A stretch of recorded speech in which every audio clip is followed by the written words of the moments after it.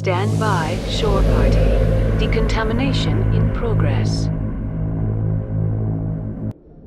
I heard what happened to Captain Anderson. Survives 100 battles and then gets taken down by backroom politics. Just watch your back, Commander. Things go bad on this mission, you're next on their chopping block. Captain Anderson should be the one in charge. It's like I'm stealing the ship from him. Yeah, the captain got screwed. But it's not like you could have stopped it. Nobody's blaming you. Everyone on this ship's behind you, Commander. 100%. Intercom's open. If you got anything you want to say to the crew, now's the time. This is Commander Shepard speaking. We have our orders. Find Saren before he finds the conduit. I won't lie to you, crew. This mission isn't going to be easy. For too long, our species has stood apart from the others. Now it's time for us to step up and do our part for the rest of the galaxy. Time to show them what humans are made of. This began with an attack on a human settlement in the Traverse. But we know Saren won't stop there. His Geth armies aren't going to stay on the far fringes of Citadel space.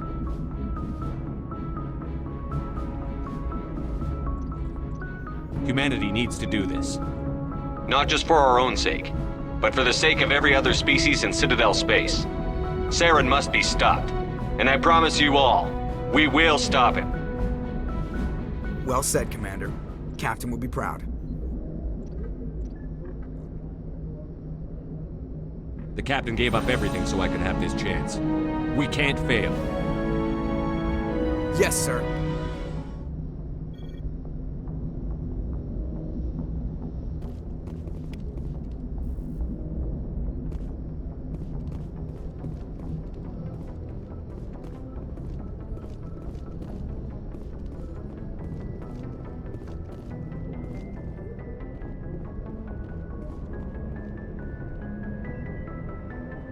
If anyone has to take over for Captain Anderson, I'm glad it's you. I'm not sure about having non-humans on our ship, though.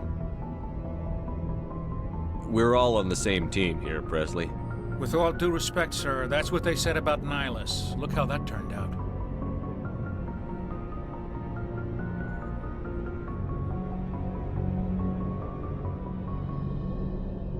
Speak freely, Presley. I want to know if you have a problem with non-humans. It's not that, Commander. Humanity has always handled its own problems. Saren attacked one of our colonies. We should be the ones to stop him. We don't need their help.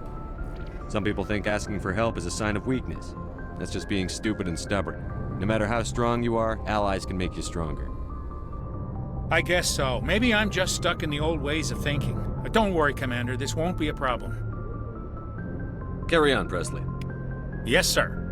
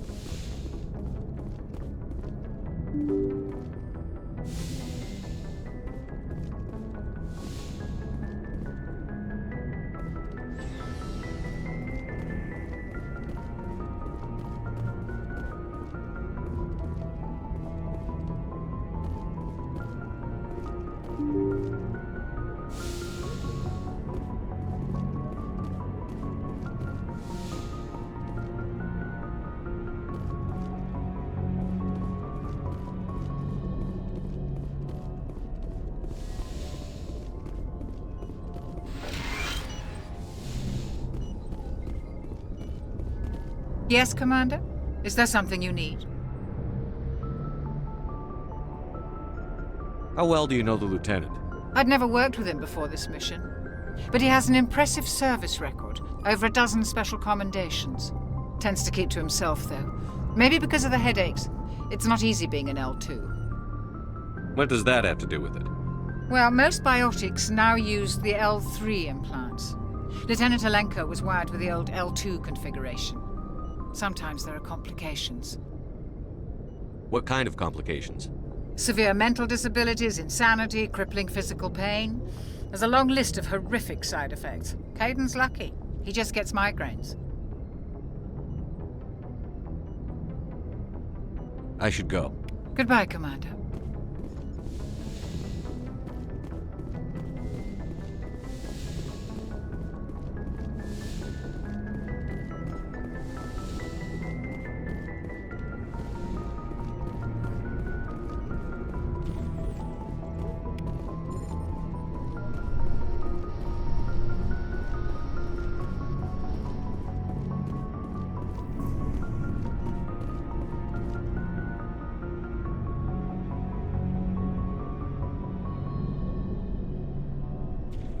Anything you need, Commander?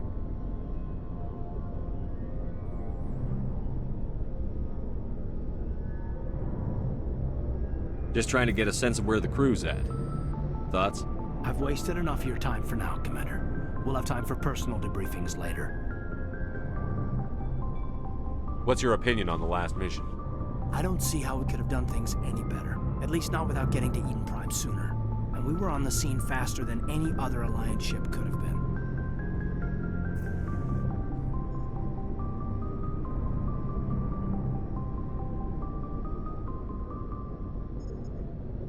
We'll talk another time, Lieutenant.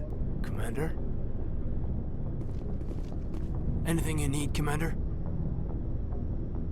Just trying to get a sense of where the crew's at. Thoughts? I've wasted enough of your time for now, Commander. We'll have time for personal debriefings later. We'll talk another time, Lieutenant. Commander?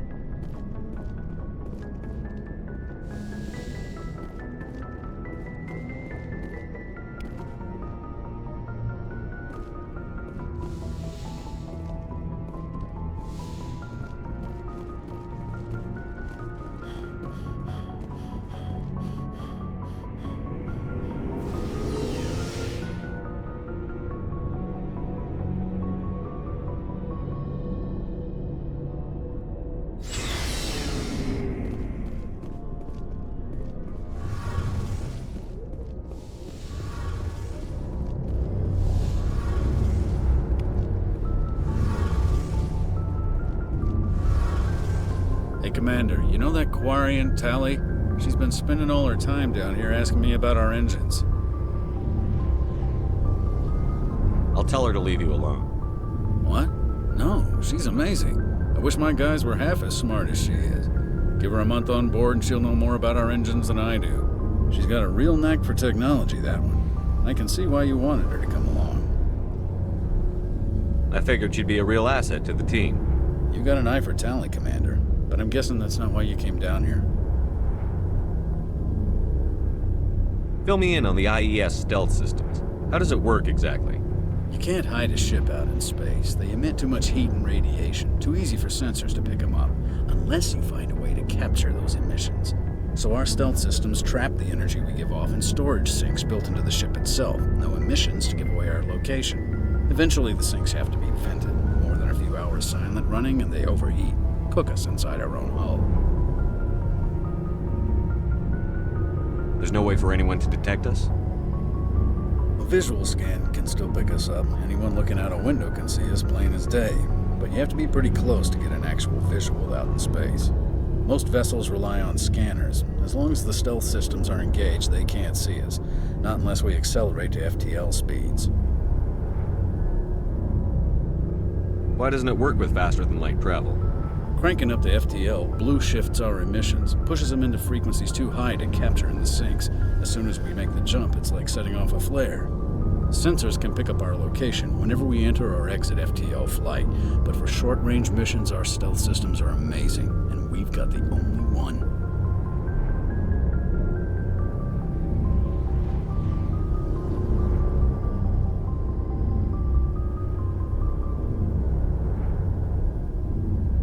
Where else have you served, Adams? If you name a class of Alliance ship, I've probably served on it. Everything from dreadnoughts and carriers right down to frigates like the Normandy. My last assignment was on the Tokyo. Only a cruiser, but she was a good ship. Couldn't hold a candle to the Normandy, though. I want to know more about the Normandy. She's the best ship I've ever served on. Probably the fastest vessel ever designed. She's the only one using the new Tantalus drive core.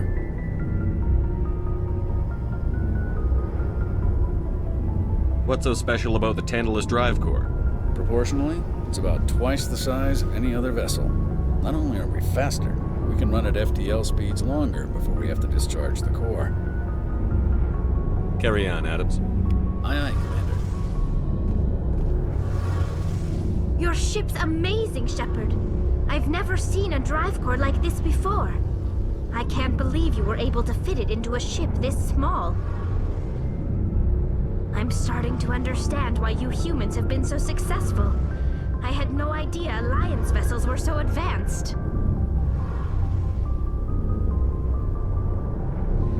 The Normandy's a prototype. Cutting-edge technology.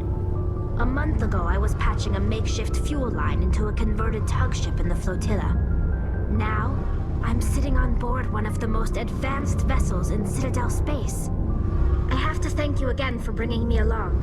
Traveling on a vessel like this is a dream come true for me. I had no idea you found ship technology so interesting. It comes with being a Quarian. The migrant fleet is the key to the survival of my people. Ships are our most valuable resource. But we don't have anything like this. We make do with cast-offs and second-hand equipment. We just try to keep them running for as long as we can.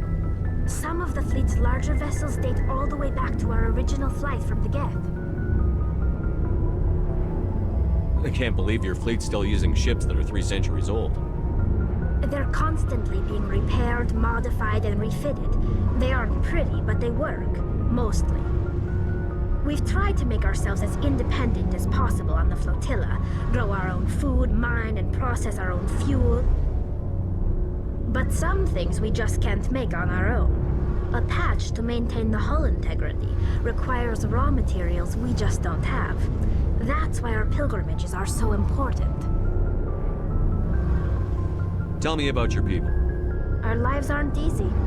Resources are scarce, and we are constantly on the move. Everything we do must in some way contribute to the continuation of the migrant fleet. There are 17 million Quarians in the flotilla, and each of us relies on the others for survival. The bonds among my people are strong. Unfortunately, we have had to surrender many of the freedoms and civil liberties other species take for granted. What kind of freedoms? Well, it's illegal for parents to have more than one child. If our population grows too much, it would strain our resources to their breaking point. Of course, we also can't allow our numbers to become too few. If our population is in decline, the rule against single births is temporarily repealed. In extreme cases of population decline, incentives are even offered to encourage multiple births, though the Conclave hasn't had to take such measures in nearly a century. That's your government. The Conclave is our civilian branch of government. Each ship can elect a representative to serve on the Conclave and make decisions that affect the fleet as a whole. On matters that affect an individual ship, however, the captain has the final say. It's a tradition that dates back to the early days, when the fleet was governed by martial law. Fortunately, most captains nowadays are smart enough to have an elected council from their crew to give them advice and guidance. So the ultimate power rests with elected officials. In practice, the Conclave and the respective council for each ship tend to set the rules that govern our daily lives. But in theory, we are still under military jurisdiction. The 5 top-ranking military officials in the fleet serve on the Admiralty Board. These 5 have the power to overrule any decision by the Conclave in case of emergency. To do so requires unanimous agreement among the Admiralty, and they can only do this once. After that, the entire board must resign their posts. It's a safeguard that served us well. In nearly 3 centuries, the Admiralty Board has only overruled the Conclave 4 times. I want to know more about the Geth. I doubt I can tell you anything you don't already know. It's been almost 3 centuries since they drove my people into exile. All I know is the story of their origins. What they were when we created them, and how they turned on us. Interesting. The Geth were originally created to serve as an automated manual labor force. Initially, their intelligence was as limited as any VI. Over time, we made small modifications to their programming to allow them to perform more varied and complex tasks, bringing them closer and closer to true AI status. How come the Council didn't step in and stop you? This wasn't true AI research. We may have been skirting the bounds of the law, but we never did anything that was actually illegal. The changes were so insignificant, so gradual, that we were able to control them. Or so we thought. But one thing we underestimated was the power of the neural network. A million Geth thinking simultaneously created an inherently unstable matrix. So, the Geth share brain power? Many of the Geth's logic systems were designed to work in concert with other nearby Geth. Basically, the more of them you have in a group, the smarter they are. So there's some sort of group consciousness? No, nothing like that. They cannot share sensory data or information. Their programming cannot handle that much simultaneous input. Each Geth maintains an individual awareness and identity. The neural network only operates on a process-based level. It's basically the synthetic equivalent of a subconscious. But when they're in close proximity, they can coordinate low-level functional processes, freeing up more capacity for original or independent thought.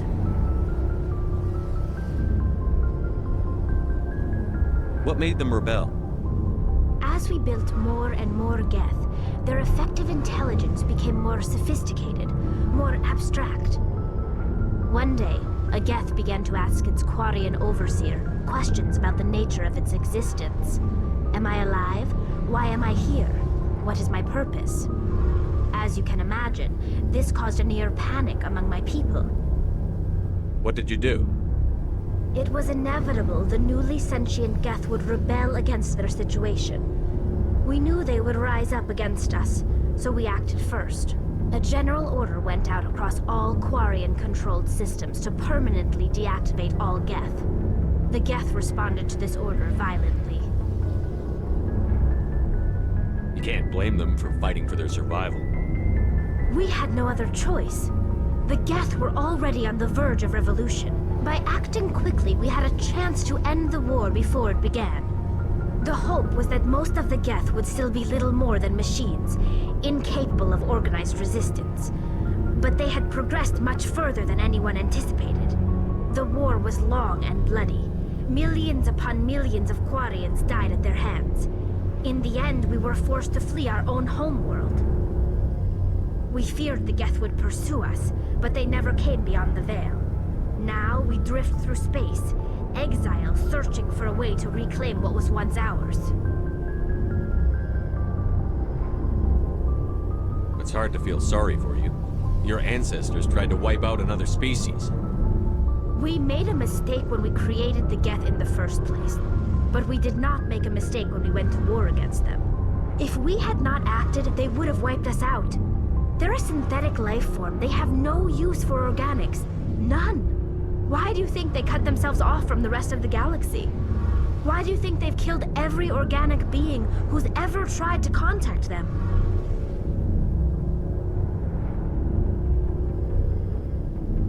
I didn't mean to offend you. I'm sorry. I didn't mean to get so worked up. Most Quarians tend to have pretty strong opinions about the Geth. I want to know more about the pilgrimage. When my people reach maturity, we leave our birth ships and seek acceptance with a new crew. It's necessary to maintain genetic diversity among the fleet. But no ship wants to accept someone who will be a burden on them. So, to prove our worth, we embark on a pilgrimage. We set out alone, leaving the flotilla and our families behind us. We only return once we have found something of value we can bring back to the fleet. This is presented as a gift to the captain of the respective ship we wish to join. If the gift is accepted, we are welcomed into the crew. Can a captain choose to reject the gift? That doesn't happen often. Most captains are eager to increase the size of their crew. It increases their own standing in our society. Even when a gift is not particularly valuable, the captain usually accepts it out of a sense of tradition. However, there is a stigma to presenting a substandard gift. It's not the best way to make a good impression on a new community. Most pilgrims don't return until they find something worthwhile.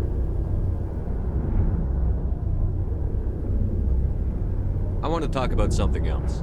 Like what? I should go. See you later.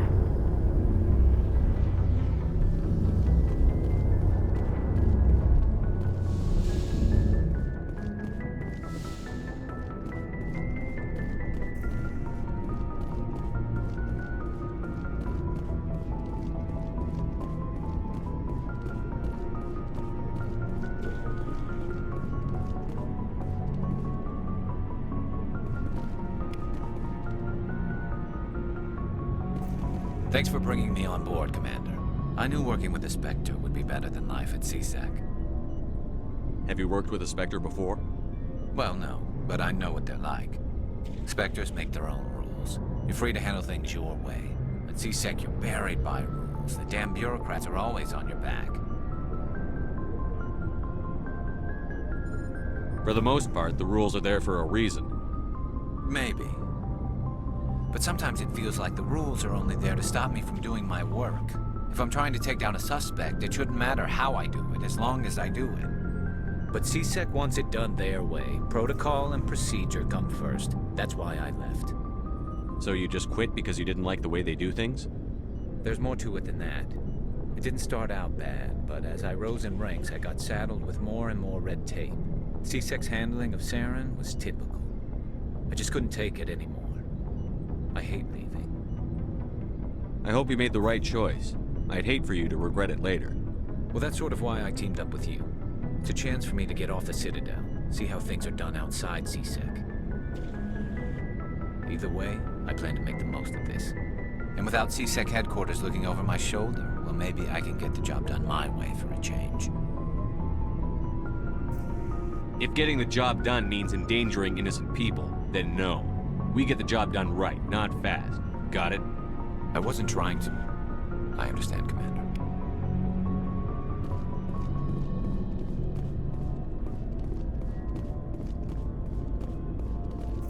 Nice ship you've got, Shepard.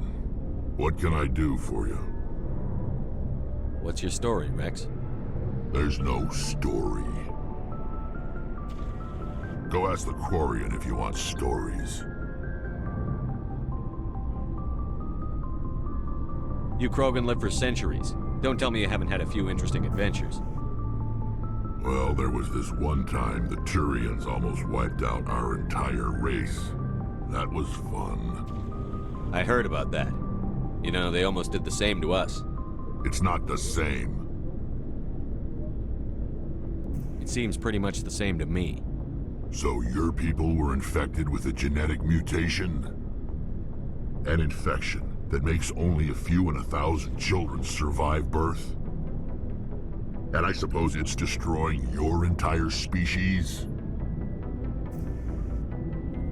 I suppose it isn't all the same. I don't expect you to understand, but don't compare humanity's fate with the Krogan. Sorry, Rex. I wasn't trying to get you upset. Your ignorance doesn't upset me, Shepard.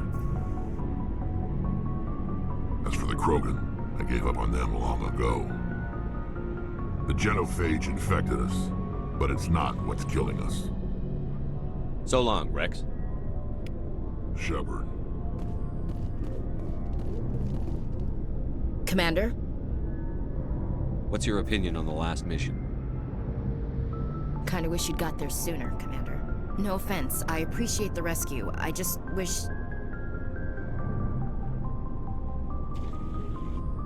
We came as soon as we got the distress call, even with the fastest ship in the fleet. You did the best you could, Commander. It's my fault. If I had been more alert, we wouldn't have been cut down by an ambush.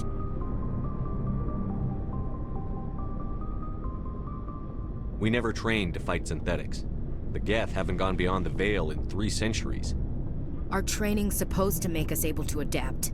I'll make sure it doesn't happen again. Do you have a few minutes to talk one-on-one?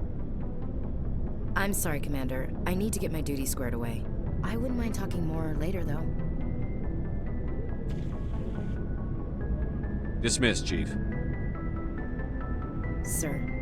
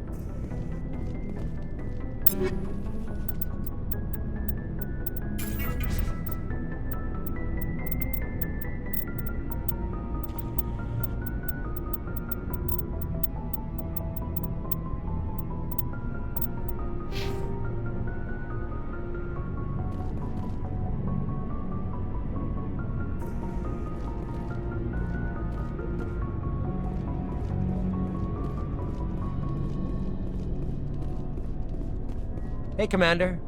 Looking for some extra supplies before you head out? What have you got? Whatever you want. Armor, weapons, mods. It's not standard Alliance issue, but that's not necessarily a bad thing. Well, as long as you don't mind paying for it.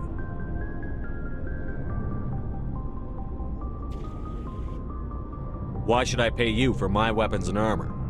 My stuff doesn't come from the Alliance. I have to purchase it myself, and it's not cheap. Hell, the licenses alone have set me back more than I'd like. But no licenses, no goods. Without the goods, I'm out of a job. Let's see what you've got. You bet, Commander.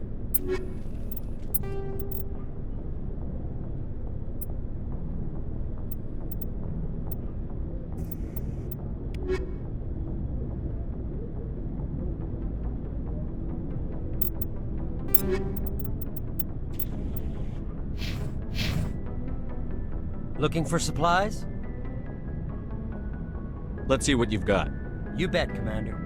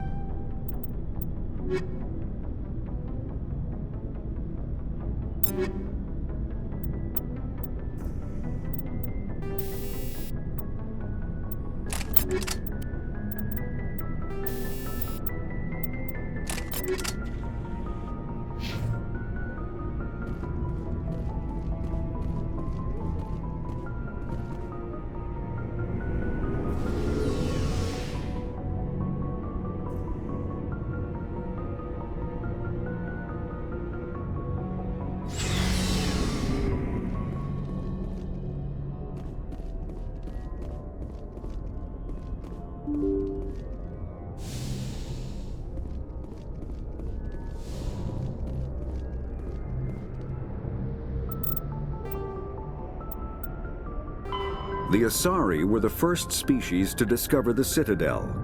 When the Salarians arrived, it was the Asari who proposed the establishment of the Citadel Council to maintain peace throughout the galaxy. Since then, the Asari have served as the mediators and centrists of the Council. An all-female race, the Asari reproduce through a form of parthenogenesis. They can attune their nervous system to that of another individual of any gender and of any species to reproduce. This capability has led to the unseemly and inaccurate rumors about Asari promiscuity.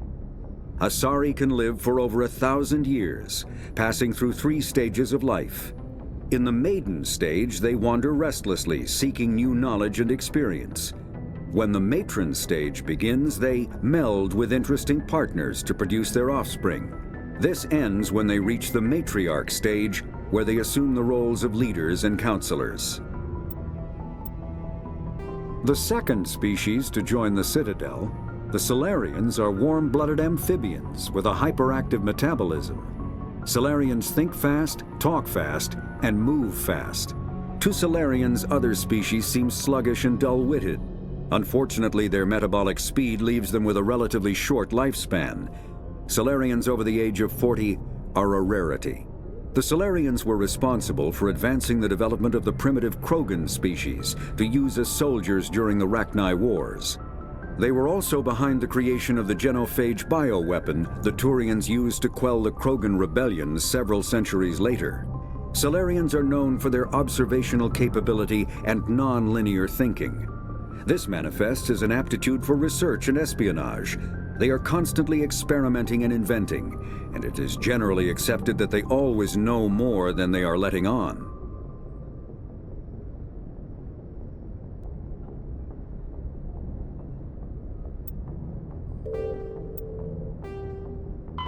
The Geth are a humanoid race of networked AIs. They were created by the Quarians 300 years ago as tools of labor and war.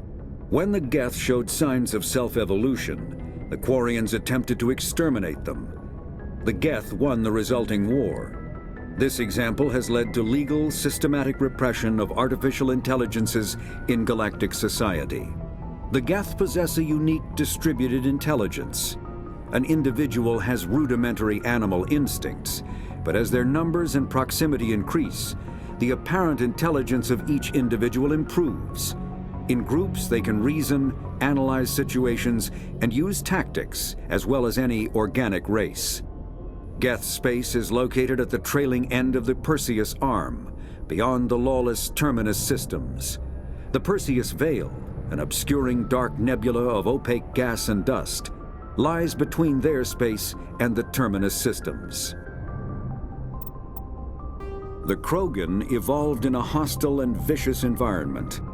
Until the invention of gunpowder weapons, eaten by predators was still the #1 cause of Krogan fatalities. Afterwards, it was death by gunshot. When the Salarians discovered them, the Krogan were a brutal, primitive species, struggling to survive a self-inflicted nuclear winter. The Salarians culturally uplifted them, teaching them to use and build modern technology, so they could serve as soldiers in the Rachni War. Liberated from the harsh conditions of their homeworld, the quick-breeding Krogan experienced an unprecedented population explosion. They began to colonize nearby worlds. Even though these worlds were already inhabited, the Krogan rebellions lasted nearly a century, only ending when the Turians unleashed the genophage, a Salarian-developed bioweapon that crushed all Krogan resistance. The genophage makes only 1 in 1,000 pregnancies viable, and today, the Krogan are a slowly dying breed. Understandably, the Krogan harbor a grudge against all other species, especially the Turians. Driven from their home system by the Geth nearly 3 centuries ago, most Quarians now live aboard the Migrant Fleet, a flotilla of 50,000 vessels ranging in size from passenger shuttles to mobile space stations. Home to 17 million Quarians, the flotilla understandably has scarce resources. Because of this, each Quarian must go on a rite of passage known as the Pilgrimage when they come of age. They leave the fleet and only return once they have found something of value they can bring back to their people. Other species tend to look down on the Quarians for creating the Geth and for the negative impact their fleet has when it enters a system. This has led to many myths and rumors about the Quarians, including the belief that underneath their clothes and breathing masks, they are actually cybernetic creatures, a combination of organic and synthetic parts. Kinetic barriers, more commonly called shields, provide protection against most mass accelerator weapons. All modern infantry weapons, from pistols to assault rifles, use micro-scaled mass accelerator technology. Projectiles consist of tiny metal slugs suspended within a mass-reducing field, accelerated by magnetic force to speeds that inflict kinetic damage. The ammo magazine is a simple block of metal. The gun's internal computer calculates the mass needed to reach the target based on distance, gravity, and atmospheric pressure, then shears off an appropriate-sized slug from the block. A single block can supply thousands of rounds, making ammo a non-issue during any engagement. Top-line weapons also feature smart targeting that allows them to correct for weather and environment. Firing on a target in a howling gale feels the same as it does on a calm day at the practice range. Smart targeting does not mean a bullet will automatically find the mark every time the trigger is pulled. It only makes it easier for the marksman to aim. Medigel is a common medicinal salve used by paramedics, EMTs, and military personnel. It combines several useful applications: a local anesthetic, disinfectant, and clotting agent all in one. Once applied, the gel is designed to grip tight to flesh until subjected to a frequency of ultrasound. It is sealable against liquids, most notably blood, as well as contaminants and gases. The gel is a genetically engineered bioplasm created by the CERTA Foundation, a medical technology megacorp based on Earth. Technically, Medigel violates Council laws against genetic engineering, but to date, it has proved far too useful to ban.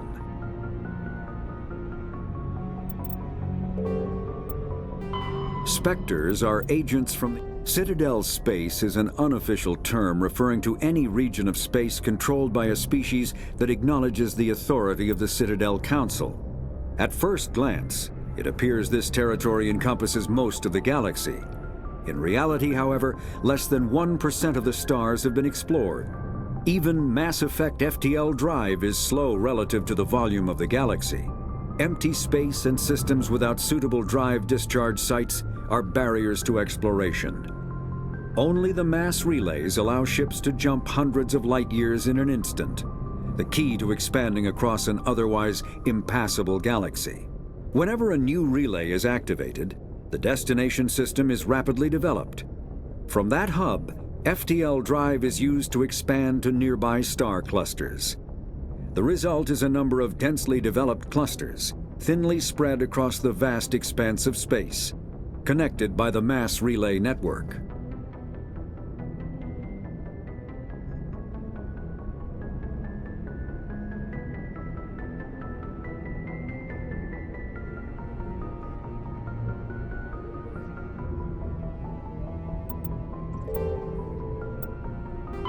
The Normandy is a prototype starship developed by the Human Systems Alliance with the assistance of the Citadel Council. It is optimized for scouting and reconnaissance missions in unstable regions using state-of-the-art stealth technology. For most ships, the heat generated through standard operations is easily detectable against the absolute zero background of space. The Normandy, however, is able to temporarily sink this heat within the hull. Combined with refrigeration of the exterior hull, the ship can travel undetected for hours or drift passively for days of covert observation. This is not without risk. The The stored heat must eventually be radiated, or it will build to levels capable of cooking the crew alive. Another component of the stealth system is the Normandy's revolutionary Tantalus drive, a Mass Effect core twice the standard size. The Tantalus drive generates mass concentrations that the Normandy falls into, allowing it to move without the use of heat-emitting thrusters.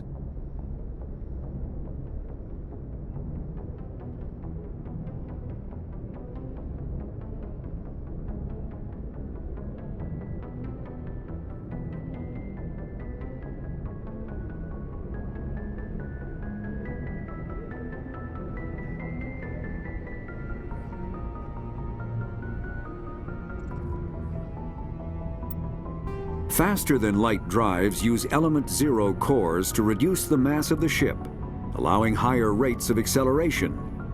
This effectively raises the speed of light within the Mass Effect field, allowing high-speed travel with negligible relativistic time dilation effects. Starships still require conventional thrusters, chemical rockets, commercial fusion torch, economy ion engine, or military anti-proton drive, in addition to the FTL drive core. With only a core, a ship has no motive power. The amount of EZO and power required for a drive increases exponentially to the mass being moved and the degree it is being lightened. Very massive ships, or very high speeds, are prohibitively expensive. If the field collapses while the ship is moving at faster than light speed, the effects are catastrophic. The ship is snapped back to sublight velocity, the enormous excess energy shed in the form of lethal Cherenkov radiation.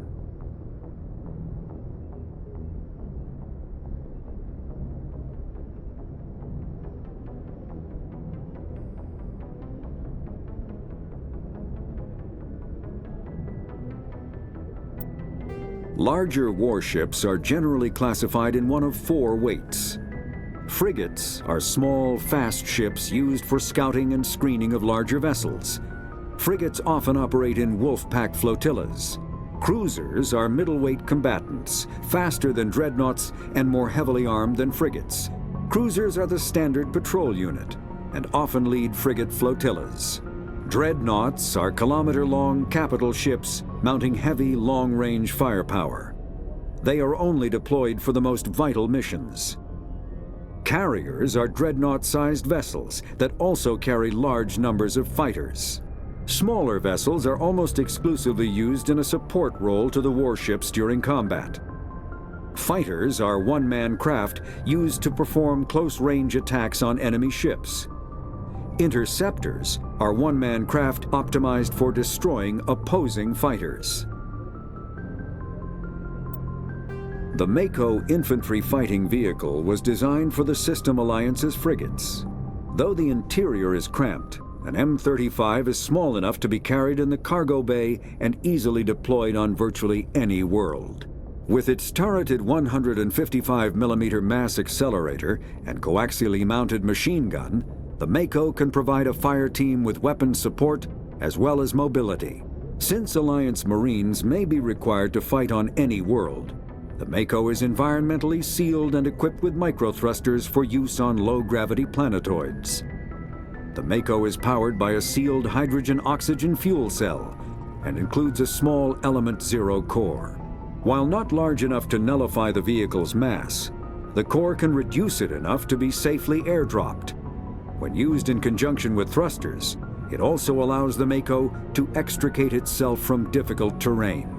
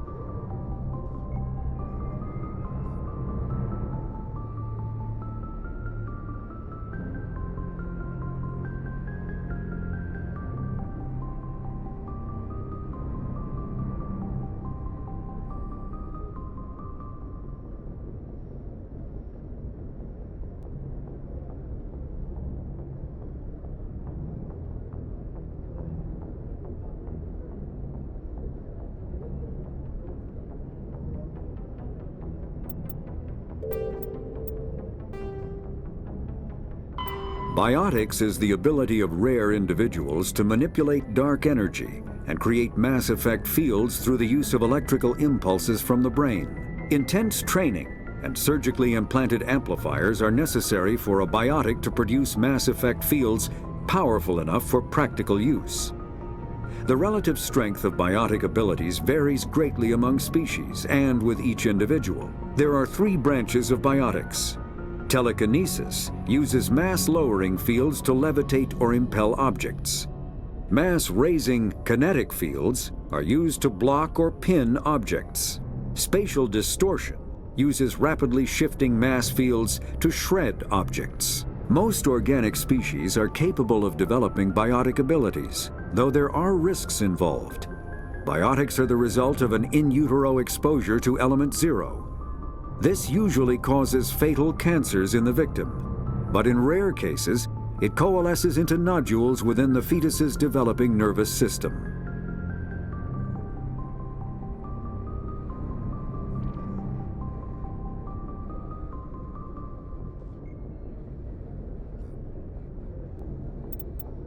Omni-tools are handheld devices that combine a computer microframe, sensor analysis pack, and manufacturing fabricator. Versatile and reliable, an Omni-tool can be used to analyze and adjust the functionality of most standard equipment, including weapons and armor, from a distance. The fabrication module can rapidly assemble small three-dimensional objects from common reusable industrial plastics, ceramics, and light alloys. This allows for field repairs and modifications to most standard items, as well as the reuse of salvaged equipment. Omni-tools are standard issue for soldiers and first-in colonists.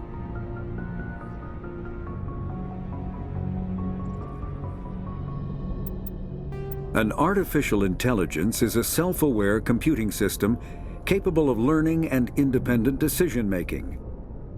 Creation of a conscious AI requires adaptive code, a slow, expensive education, and a specialized quantum computer called a blue box. An AI cannot be transmitted across a communication channel or computer network.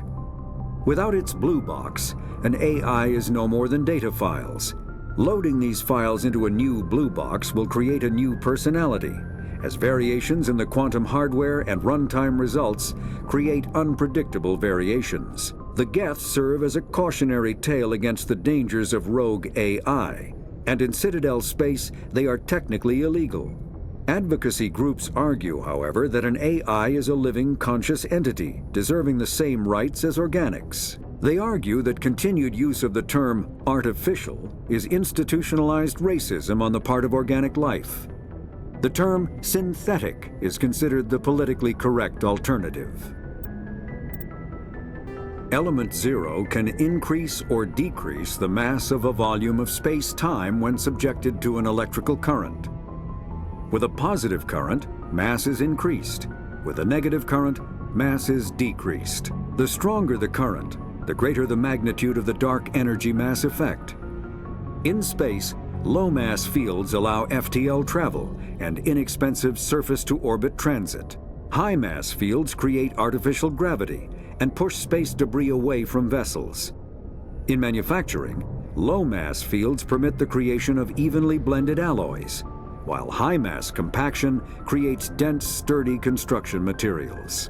The military makes extensive use of mobility-enhancing technologies, with Mass Effect utilizing fighting vehicles standard frontline issue in most military forces. Mass Effect fields are also essential in the creation of kinetic barriers or shields to protect against enemy fire.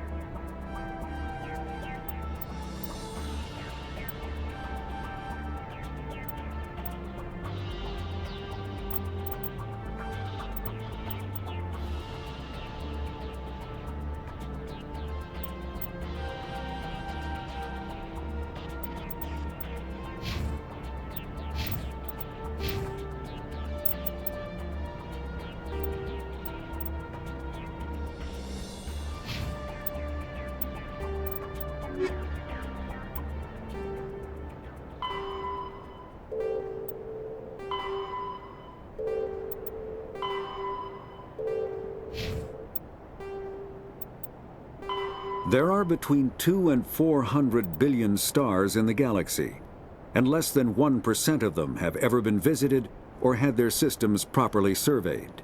Humanity's early expansion into the Attican Traverse was haphazard, a desperate race to claim habitable planets where populations can be economically settled. Ignored in the wake of this land grab were thousands of less hospitable worlds, each potentially rich with industrial resources. The wealth of entire solar systems lies untapped, waiting for corporate survey teams or independent pioneers to discover and exploit them. However, this is not an easy task.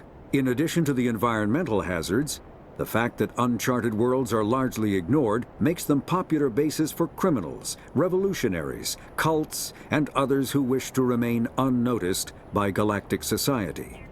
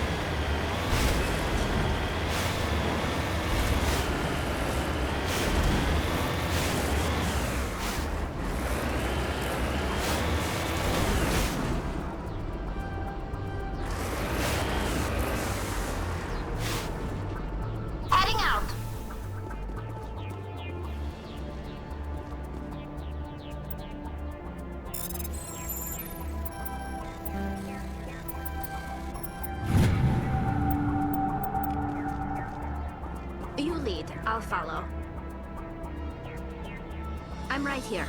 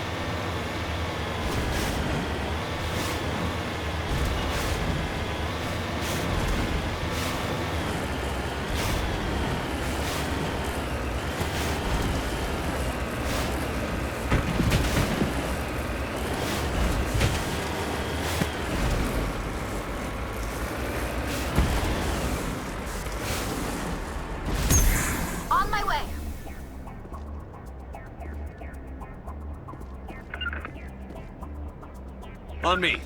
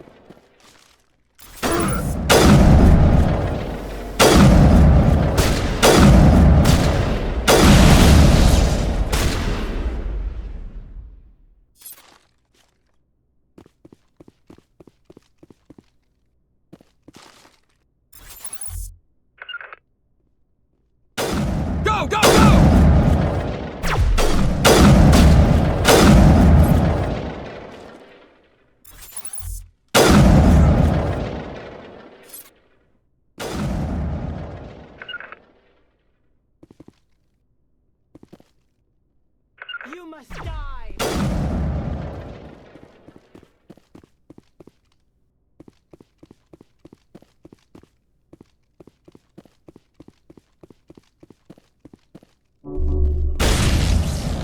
Shutting them down!